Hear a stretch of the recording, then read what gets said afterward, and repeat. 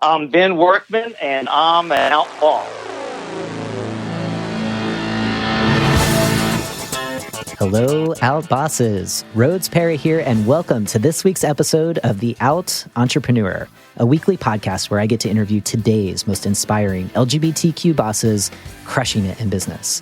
And on this week's episode, I am thrilled to be introducing the audience to Ben Workman. He is calling all the way from the Lone Star State in Houston, Texas. All right. So, Ben, are you ready to inspire fellow Out Bosses? Oh, yes. Yes. Awesome. Okay. So I'm super excited. Ben is a creative entrepreneur, artist, and gallery owner who has been dubbed the Jackson Pollock of the 21st century. He believes it is a person's trauma that defines the individual, and he releases his joys and pain into his artwork, thus becoming the storyteller of the creation. Ben's art is a beacon for ending hate, bullying, and intolerance in the world, and it has received national and international recognition. So a fun fact, while exhibiting his work abroad, he secured a documentary film deal for the Jumper Maybach Story. So I'm really excited to hear about that. And I could continue going on about Ben's work, but I think everybody wants to hear directly from Ben. So Ben, why don't you kick us off and just tell us a little bit more about your art, your business, and what makes it unique? Well, what makes it so unique is how I actually got started in it. I actually didn't have no experience as an artist. It was all born from a very traumatic experience I had as an employee working on my job, and through being sexually harassed and bullied and outed as a gay man on the job, and going through legal cases and all that, and being treated like I was like scum of the earth. That it was just overbearing for me, and I just got into this deep meditative prayer, and I was told to be Jumper and be happy who I am and just paint. Never picked up a paintbrush in my entire life until April of 2011, and just started painting. And my partner told me, this work needs to get out. People need to see it. And in 2012, February, I had a show and it started selling, and everything that I visualized in my awakening just started coming true. I was told every time the door opens and question it, just go through it. Well, Lord behold, the people that were at the show, my first show, offered to take me to Art Dubai the next month. And I ended up there. That led me to, the deal for the actual documentary film. And it's just has gone from one thing to another. I went from a studio to having a studio to a gallery to now I'm going to be, they actually have secured, I ended up with this great publicist a marketer of my work that I'm ended up in New York City for 2018 and Los Angeles shows and also Miami major galleries. So it's just this keep amazing things is occurring from it, that to even have celebrities wanting to have the work. I don't know if you ever heard of Jazz Jennings with I Am Jazz on TLC. Yeah. Right. She now has a piece of my art, and Edward James Olmos has it, and many more. And and I leave the door open. If they contact my publicist, a celebrity, and that I feel like that they actually fit the cause, that the same humanitarian cause that I'm going for is to cure hate and intolerance and bullying in the world. And then who knows, I might just gift them a piece. don't have to buy one. I love what you're saying. I just want to jump in because I think there's a few key points that you have already shared with the audience that I think is so inspiring. I think the first is that, and this was shared in the bio, you have transformed your personal traumas. You were talking about experiencing, really feeling othered on the job, like feeling like you didn't fit in. It got extreme, and it was clear, like, this wasn't necessarily the path that was bringing you joy into your life. And in 2011, with no formal training as an artist, you picked up a paintbrush, and it's almost like you were kind of channeling your intuition or your higher self of like, all right, I'm just going to do this. I have this calling, and really turning that into purpose and creating a business where you're traveling internationally. People are getting to know you, getting to know your art. And all of these opportunities just seem like they're opening for you. The more that you're really kind of leaning into just expressing yourself without fear. You get a documentary film, you're going to France, Italy, the much longer extended bio is just like amazing. And I hope we get to touch on some of those pieces. You have all of these really incredible experiences right now. I'm curious, what has you most fired up, as creating this art, having a gallery, having Jazz Jennings buy a piece of your art, just kind of like an icon within LGBT communities. Right now, what's the thing that's lighting you up?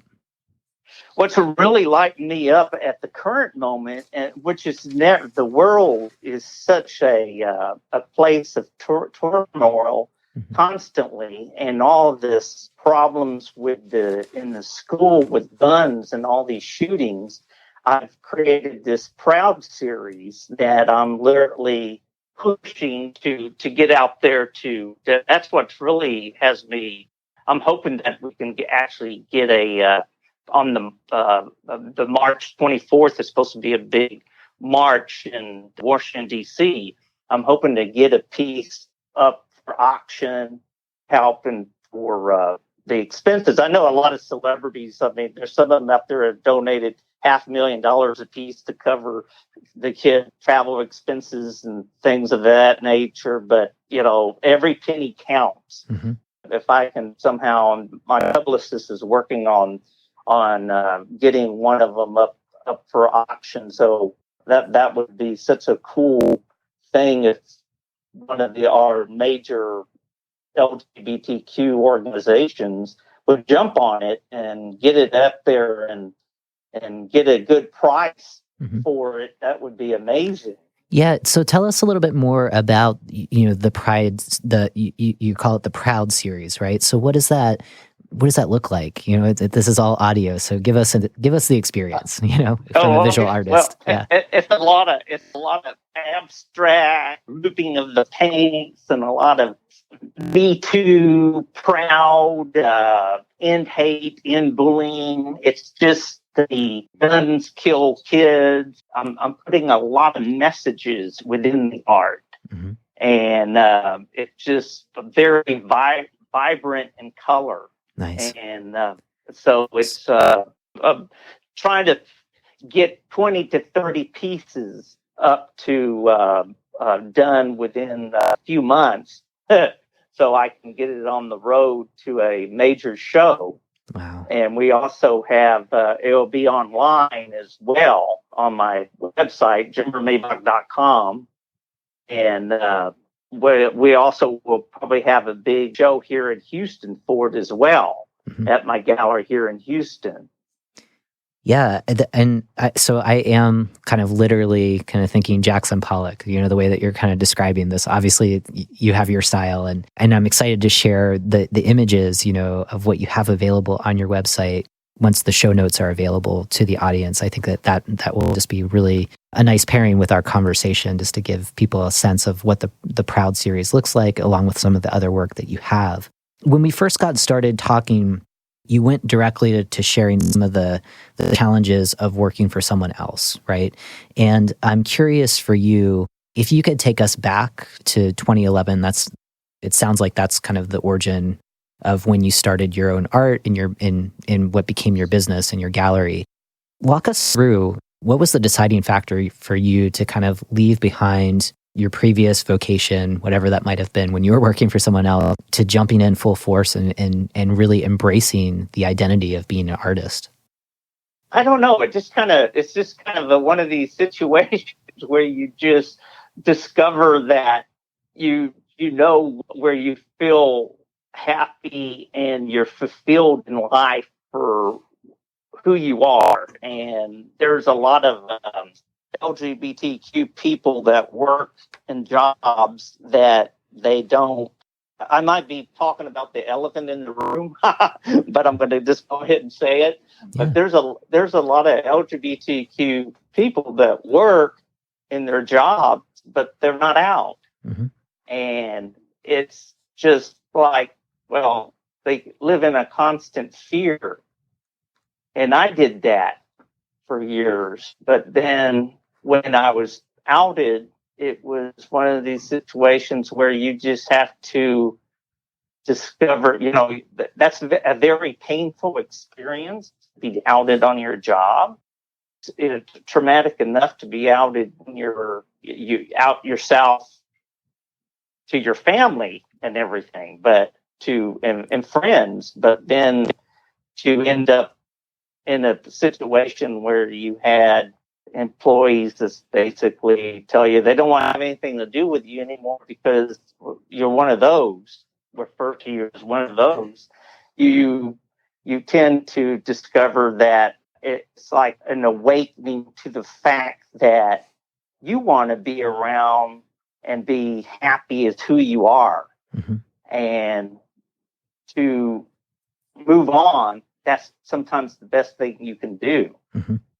And you need to fight for your rights. That's what I did. And I won the cases. I don't want to talk too much about it. People need to watch the documentary film. We're getting some teasers, so that's good. Yeah, you're getting teasers. Nice. But I couldn't possibly during this chat, I couldn't possibly tell you my whole life story in just a 30-minute segment. And my whole life isn't in 83 minutes of a documentary, but it touches the pretty much of it. Maybe one of these days I need to write a big thick novel off of it. Yeah, probably several. And in the podcast, this is just kind of like the trailer to your life, right? So, but I do like what you're saying, and it's definitely, it's not an elephant in the room. It is 53% of LGBT people right now, 2018, do not feel comfortable being out on the job. And where you were working, right? You were working in Houston, is that right? When all this stuff was going down, right? So I think, like, for context for our audience, not everyone is super familiar with Texas, and Texas, like every other state, is, there's some really progressive parts and there's some not so progressive parts. I think for context, Houston has a really vibrant LGBT community, and yet this was still happening in Houston, right? Your experiences were happening there. So that's very, very real. And I just want to kind of shed some light on that for folks who might not be super familiar with the state. Also, I really like what you're saying, that you wanted to find happiness and joy in what you do. And it just reminds me, I carry like a little mantra around for me, and it's may joy and love help us find a healthy body, soul, and mind.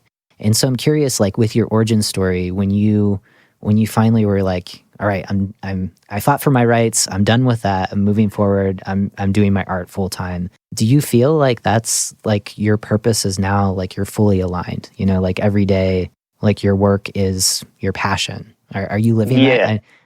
When I think of like visual artists in particular, I'm like, yes, you've got like the overalls and you're painting every day and you're just flowing. So, can you, is that real, or are there also some like real boss struggles as well that most of the entrepreneurs who are tuning in who are like, is this the fantasy? Is this the dream? Or give us like the day to day. What's it really like to be a visual artist who runs their own business? Well, when I first started the business, art world, a lot of people think it's just painting, but it requires a lot of business skills and marketing. And I didn't know anything about the art world and the art business. And that was a little bit of a problem at dealing with that. But I've been truly blessed. I've assembled a good team that actually handles the gallery day-to-day functions from during the day, and I can handle and do my painting. Then I was truly blessed with a publicist and a marketing company that handles nothing but artists, that actually really is really helping me and fine tune my business skill sets, which is remarkable, because if I spend so much time with business, I can't paint. And when it's gonna, and I'm getting more popular. So as I'm getting more, I don't want to use the word famous. I just want to say popular. Famous is more of something that I don't want to be famous. I want to be popular. I want the message of my art and what I'm about teaching the message of ending hate, bullying, and intolerance in the world. And I really would like to film the Jumper Maybach Story to be shown all over the world, even subtitled if it needs to be, because I think that's the reason why it's winning so many awards at the festivals, because it's actually opening so many eyes what the struggles are to an LGBTQ person and to the people. And I've had so many people when I've had gallery shows that come in and they tell me it touches so many avenues. It just doesn't touch us as gay people. It touches people that from many different races to this, your size. People are discriminated for so many different things in life, and it's not just LGBTQ people. So I have so many kids that come up to me that identify with my story, Jumper Maybach, that's my alter ego. And that's, I don't think we've ever mentioned that, I'm the artist, but I'm also the artist. Is Jumper Maybach is actually, when I go out to social events with my art, I appear as Jumper Maybach, clown extraordinaire. The clown face that is all about me being different. When you look at me, people will go, they don't know anything about Jumper Maybach, never heard of me, and they see the clown. A lot of them go, "Oh, I'm scared of clowns. I don't like clowns." Yes. I don't think Stephen King didn't really help with the whole no the book. No. But it's like somebody coming in that's just, what, and I try to get out of them. Well, what is it about the clown? What makes you have that fear? Is it some type of prejudice that you have that causes you to have that fear? Is it something that was said to you about a clown? So I try to get them to kind of have a healing process of overcoming any type of prejudice or fear that causes that. So the clown is just as much part of the art that I create than it is the art itself. It's the whole message. Yeah, I just wanted to jump in because going back to the question, just kind of like, what's the reality of being an artist and a business owner? And I think you gave us some really good advice, which is, as you first started to do this, you realize, oh wait, there's a lot of details that aren't dealing with like producing the art, right? And that I think you were really smart in that you delegated that out, to say, I need a publicist, I need some help marketing. I also think like the way that you describe, putting on a clown face, right, is a way to also market what you're doing, to open up those conversations where people are like, why are you dressed like a clown? And like for you to kind of like use that as a way of introducing your art and the message, the purpose of what you want your art to do, right? Which I think is like so super, super smart. Okay, so we have a little bit of sense of what your business does. I wanted to pivot and talk more about your LGBT identity in your business now. So you shared some trauma around experiencing workplace discrimination when you worked for someone else. I'm curious now, obviously your art is centered around experiences of being LGBT, experiences more broadly of being different and engaging in conversations with that, suspending that, right? Do you find yourself having to censor certain aspects of your sexual orientation, maybe talking about your husband with prospective people that would support your work, whether they're buying a painting or bringing you into doing an event. Have you ever felt since 2011, becoming an artist full time, that there was a moment where you may have had to censor who you are? And the reason why I ask is because there's a number of bosses that still struggle with this, even though they're running their own thing. There's fears that pop up, whether they live in a progressive city or not. And that is the reality for many of us, especially in the current cultural environment that we're in. So I'm just curious, does something come to mind that you would feel comfortable sharing with the audience? It's funny that you had mentioned that, because I recently did a video interview for the Greater Houston LGBT Chamber of Commerce. And that was one of the questions they asked me in that. And I have to say that I haven't had any issues as far as from a business side as I have had maybe customers, potential clients that come in that would come into the gallery, and they would, I put on there, I get awards, gay and greatest from Outsmart. Mm-hmm. I have all these things on the actual table when they walk into the gallery. And there's also a story that's behind plexiglass that's from Outsmart. So every once in a while, somebody walks in the door and they don't know what Outsmart is, and they'll read it, and they would look over to kind of give a frown, turn around, and won't even look at the art, just walk out the door. But I really think that that's their problem, not mine. Mm-hmm. And you just have to, what I told this in this last interview, I told them, I said that, I haven't really had any problems to the effect that I think that there's so much business out there that having maybe a little small, real tiny percentage isn't going to affect your business to that extent. I think the more you are out there and the more that you show that you do good work and stuff, it's a form of getting them over to maybe not so much as to your side, but just, they will eventually accept it and maybe be your customer. But if they don't become your customer, don't worry about it, because I think that life is too short to really worry so much about losing business if you advertise. Really, it's not so much what does it matter if you're gay or not if you're in business. Mm-hmm. And I don't think that I think it's a fear that is justified, but it's real small.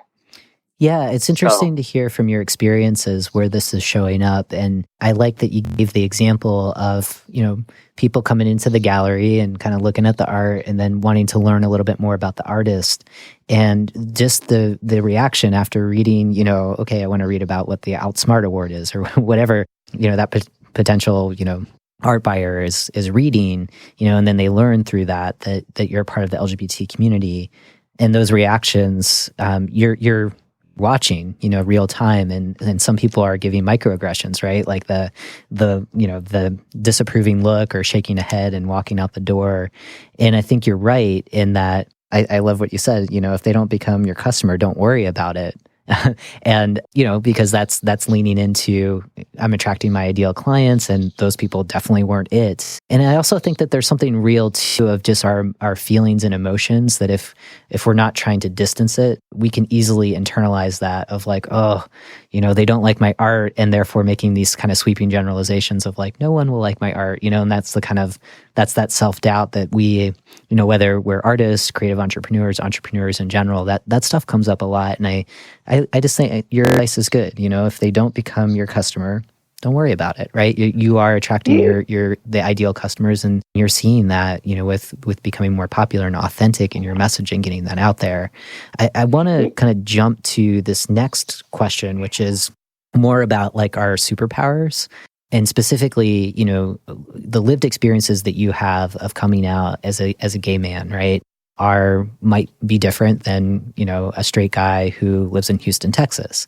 And so with those lived experiences, I'm curious from your perspective, if you think that gives you, maybe a competitive edge as an artist, or as, just kind of generally as a business owner running your gallery, that gives you maybe a little more resilience to enduring kind of the ups and downs of entrepreneurship. And if you agree that there are some unique superpowers, what might be some of those from your perspective of just kind of being a part of the LGBT community and doing your own art? They tell me I should wear a cape. Yeah, I love it. I've heard that so many times because I'm, what more, how much more out can I be than to have a documentary film on out there? It's most likely will end up on some major channel too, as well. Don't know which one, but as more and more people see it, they're gonna know that I'm gay. So it's like I'm proud to be who I am, and there is nobody is gonna put me down from it. So just having that energy that is from that of being, hey, I'm super out, man, and I'm not gonna ever go back into the closet. Accept me for who I am. Yeah. So that's just something that I think once you reach that, it's a painful path. There's a lot of gay people that are out in the community, but like you said, that a lot of them aren't out from their business standpoint. It's almost like being in a closet for your business, but everybody else knows you're out, but you're closeted yourself in your business. So it doesn't make sense to put yourself into all that pain and suffering. You might as well just be out in your business as well. And I don't know what that would affect them in any way anyway. What would they do? Send out email messages saying, hey, look, we're an LGBTQ business, and now we sell cookies. Buy more cookies from us. Yeah.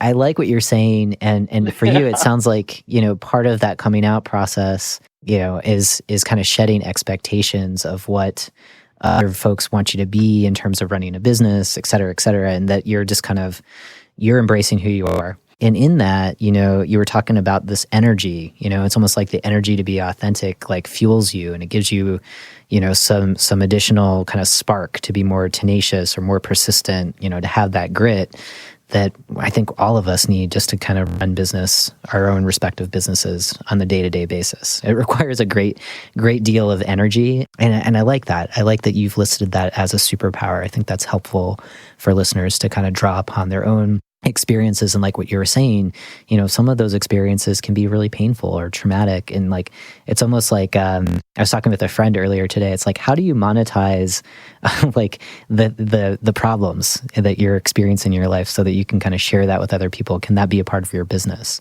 So that I'm just kind of putting that out to listeners of like, if you're going through something hard right now, how might you be able to come up with a solution, not only for yourself, but for everyone else who's experiencing that? I think there's something to that. So, kind of considering some of the challenges that you've identified and some of the superpowers, what do you want our listeners to take away to inspire them to be more authentic in their work? Whether they're working for someone else right now, they're thinking about starting a business, or they're running their own business.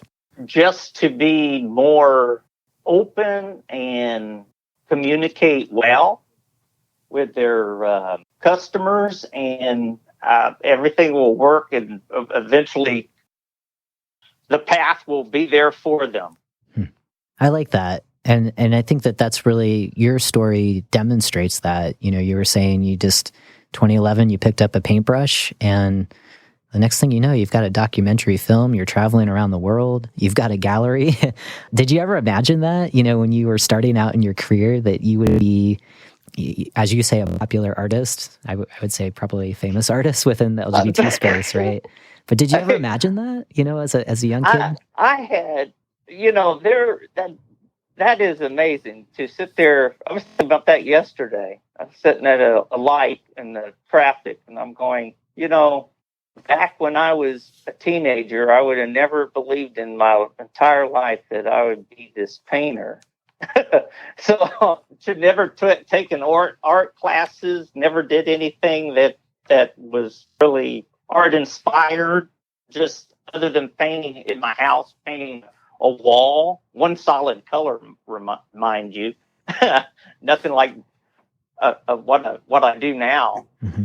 So it goes to show you that sometimes you make life choices that in life that maybe, who's to say that if I was more out and identified myself as a young, I knew I knew I was gay when I was 4 years old. I knew something was different about me when I was 4 or 5 years old, but I was closeted until I was 28, 29 years old. Mm-hmm. And there was career choices that I made because I didn't make them because I thought that they wouldn't allow me to be in that career because I was gay. I always had that in the back of my mind for some reason. Mm-hmm. And so there's a lot of things that we could have done in our life that, I think the universe is really working it to fix my path as I go along. Right now I'm painting, and 10 years from now, who knows where I'll be. Mm-hmm. But it's like I'm resetting my life in 2011. Yeah.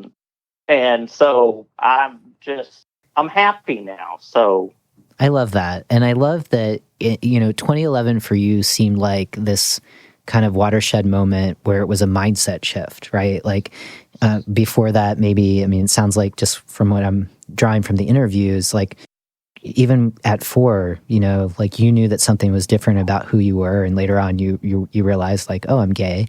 Society, dominant culture is telling you, all of the limiting beliefs around being gay, of like what you can and what you can't do. And you busted through that in 2011. And so I think like, mindset as a business owner, mindset as an artist, mindset as a human on the planet is really important.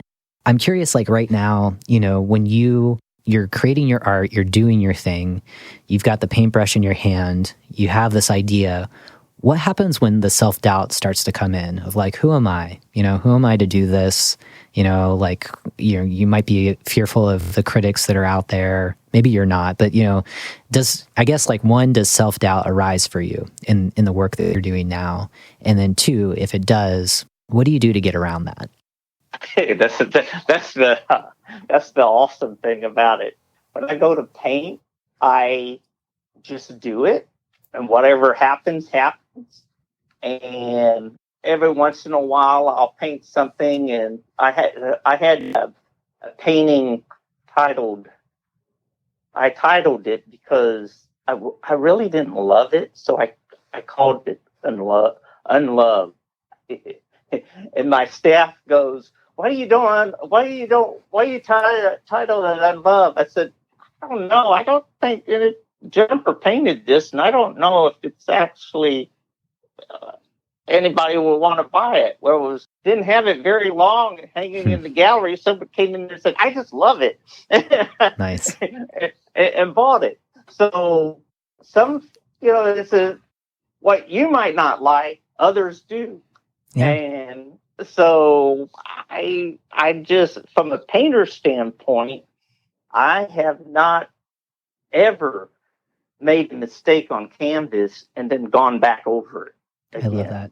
I just I just had a flashback of Bob Ross, who's like, there are no mistakes. There's a happy tree now. I think what you're saying is so right on, that you're tapping into source. So I asked about self-doubt, and you're like, the funny thing is, right, is like, that doesn't happen, when you've got the paintbrush in hand and you're trusting that process.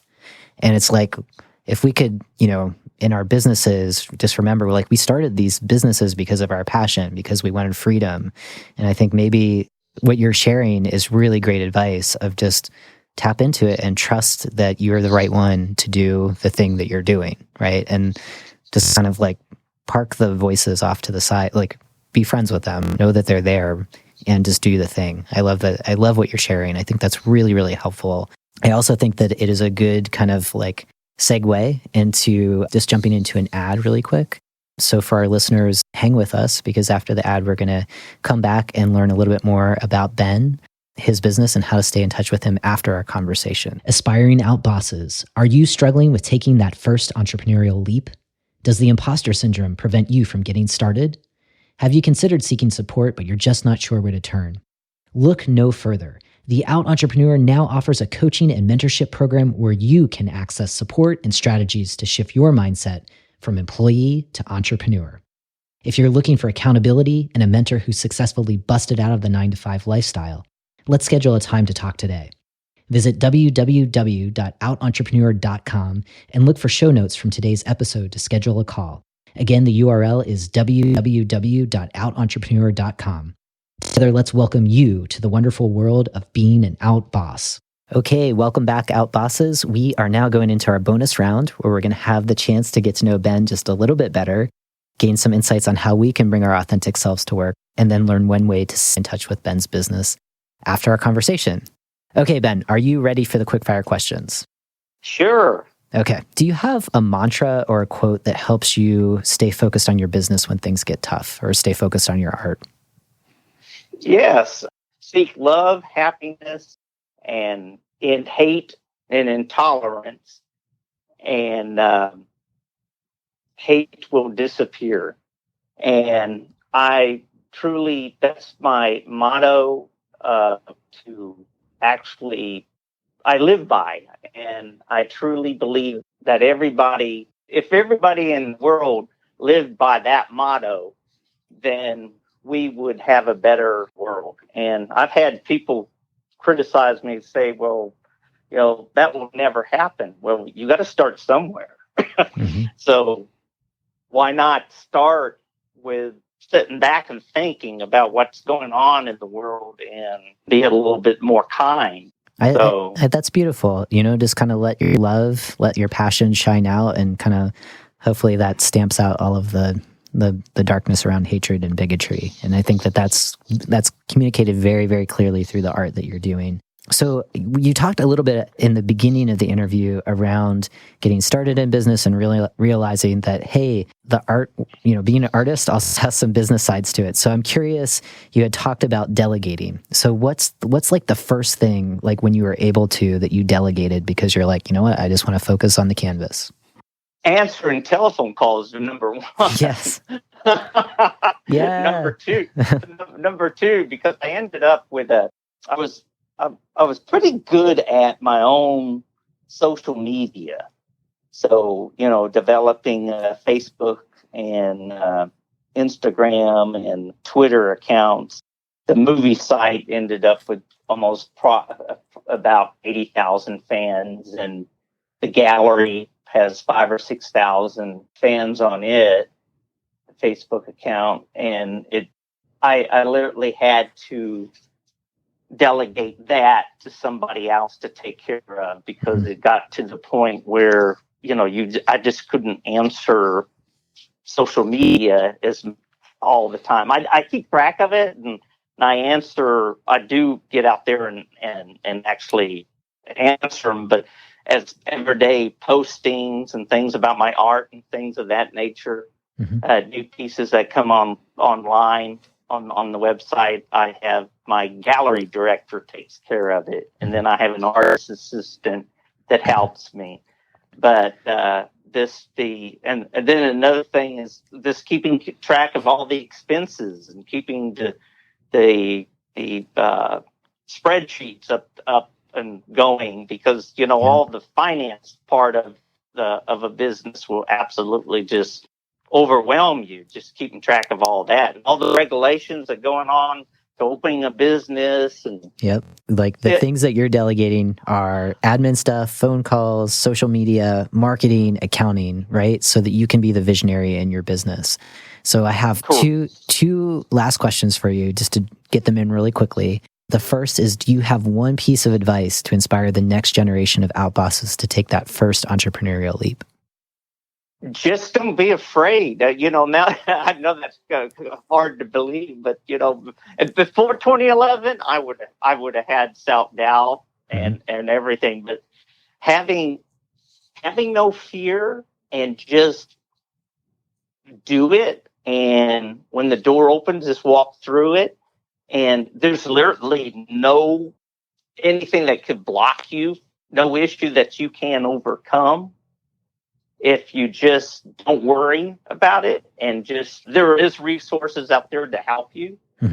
And don't give up. I think that's one of the biggest thing that happens in businesses. I'm on 19th Street here in the Greater Heights in Houston, and there's so many businesses that open and close, and I'm thinking, well, gee, they weren't open long enough to get any customers.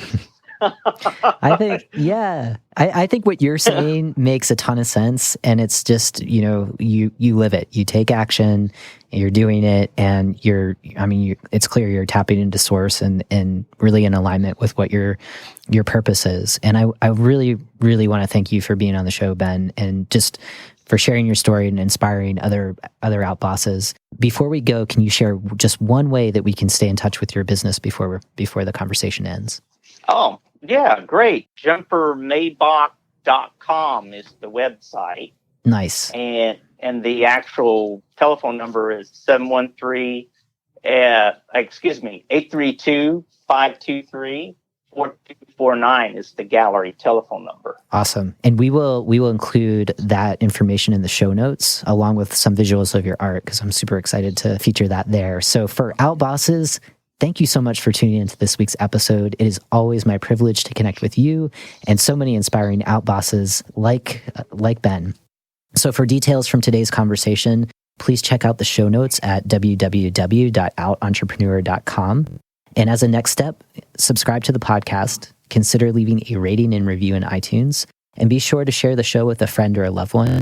And as always, keep being your authentic selves 100% of the time.